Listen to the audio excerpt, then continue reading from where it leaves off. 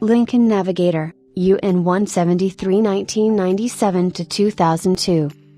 The Lincoln Navigator was launched on July 1, 1997 for the 1998 model year, with the first vehicle rolling off the assembly line on May 14, 1997.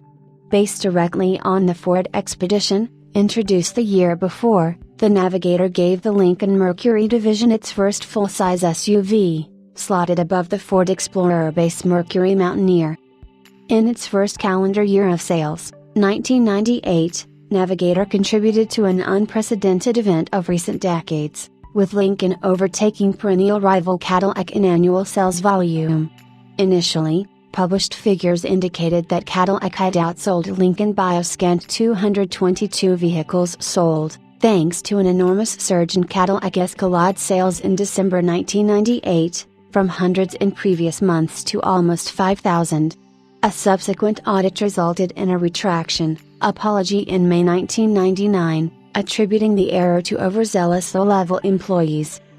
The Lincoln Navigator was also developed under the Ford program code name UN173, with the Expedition developed under the UN93 program code name.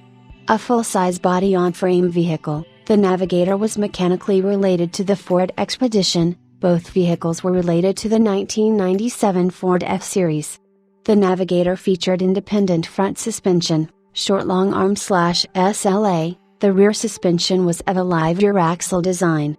Using an optional feature from its Ford counterpart, the Navigator was designed with load-leveling air suspension, tuned primarily for ride comfort. The air suspension lowered itself when the vehicle was parked. Although technically available with rear-wheel drive, the primary drivetrain on the Lincoln Navigator was Control-Track, a computer-controlled automatic four-wheel drive system. As with the Expedition, the Navigator was fitted with four-wheel anti-lock disc brakes. Using the same 230 horsepower 5.4 liters Triton V8 as the Expedition/F-150 paired with the 4-speed 4R100 automatic transmission, the 1998 Lincoln Navigator came with a towing capacity of 7,700 pounds, 3,493 kilograms. During 1999, Lincoln would fit two different engines in the Navigator in an effort to better match full-size SUVs from General Motors. At the beginning of the model year, the Triton V8 was upgraded to 260 horsepower. As a running change during the model year, Lincoln would replace the stock Triton with a 300 horsepower DOC 5.4 liters V8, named Intech, borrowing a name from the Mark 8. Due to the increase in power, towing capacity would increase to over 8,500 pounds, 3,900 kilograms. Although the Lincoln Navigator shares the same body shell as the Ford Expedition, giving it a similar exterior appearance, Lincoln stylists would make many design changes to differentiate the two vehicles.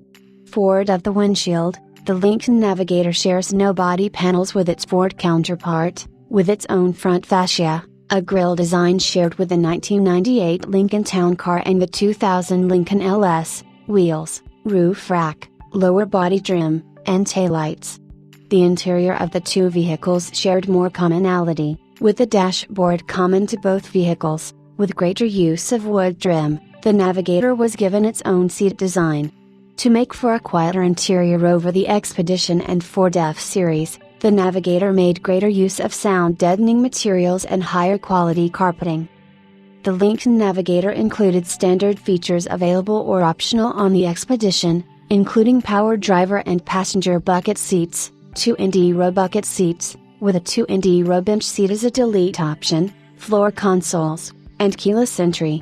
The few options available included a power moonroof, a universal garage door opener, 7 to 8 passenger seating, an electrochromic rearview mirror, filtering out headlight glare from vehicles seen in the mirror, and a premium audio system, a 7-speaker, 290-watt audio system with a 6-disc front console-mounted CD changer, and rear seat audio controls, and 17-inch alloy wheels.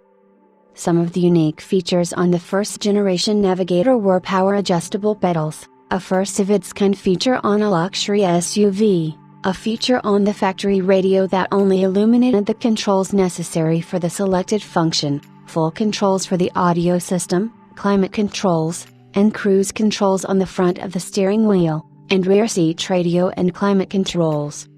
During its production run, Lincoln made few changes to the first-generation Navigator. In 1999, alongside the addition of the Intech V8, power-adjustable brake and accelerator pedals were added, the previously optional 17-inch wheels became standard. For 2000, the fender-mounted radio antenna was integrated into the right rear window, while the interior received nude leather seating surfaces. The options list expanded to include a satellite navigation system, heated and cooled front seats, a reverse sensing system, and side impact airbags. For 2001, several minor cosmetic changes were made. On the grille and tailgate, the Lincoln emblem was given a black background, replacing the previous red. On the tailgate, the Lincoln and Navigator badging switched sides. A VHS-based video entertainment system became an option.